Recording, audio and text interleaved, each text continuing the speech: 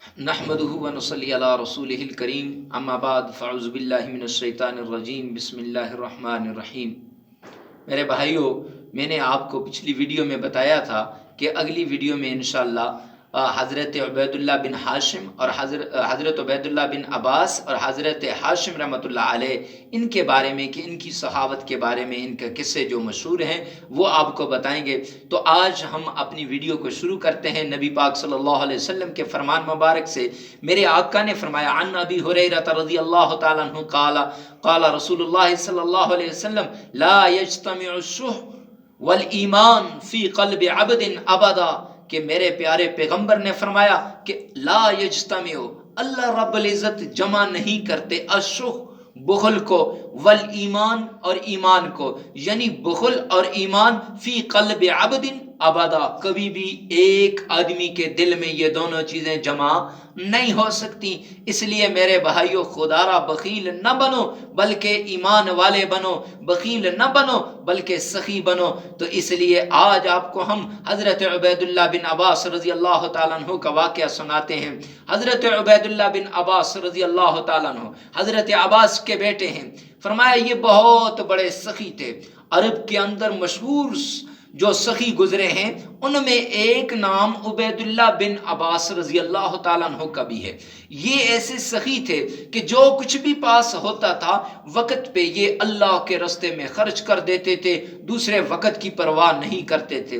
ایک مرتبہ ہوا یوں کہ یہ چلے گئے عرب کے اندر، یہ جا رہے ہیں صحرا کے اندر، اب ایک جگہ پہ پہنچے، بارش لگ گئی تو انہوں نے ایک خیمہ دیکھا، وہاں چلے گئے اور وہاں گئے تو انہوں نے آدمی سے پوچھا رات گزارنے کا وقت ہمیں ملے گا، رات کی ہمیں تنہائی ملے گی، رات گزارنے کے لیے کچھ ٹائم ہمیں ملے گا؟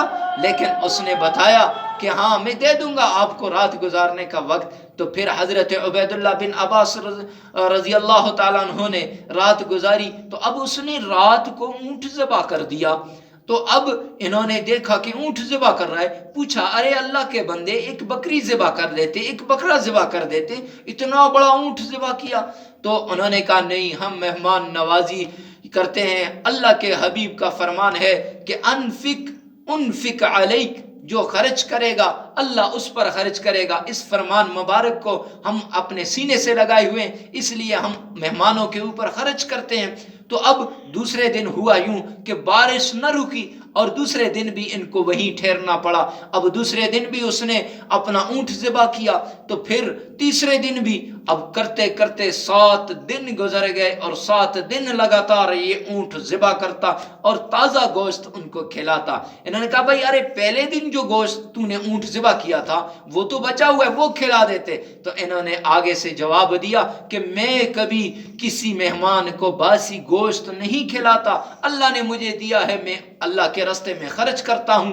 اب انہوں نے حضرت عبید اللہ بن عباس یہ بھی سخی تھے، انہوں نے اپنے غلام سے پوچھا کہ ہمارے جو پاس مال ہے وہ کتنا ہے؟ انہوں نے بتایا 300 درہم ہے۔ اب 300 درہم میں کم از کم 100 اونٹ خریدے جا سکتے تھے۔ انہوں نے اپنے غلام کے ذریعے، غلام کے ہاتھ اس کی بیوی تک یہ مال پہنچایا، یہ 300 درہم لے لو۔ اب وہ بھی اپنے حامد کی طرح تھی، اس نے کہا ہم اپنی مہمانی کو بیچا نہیں کرتے۔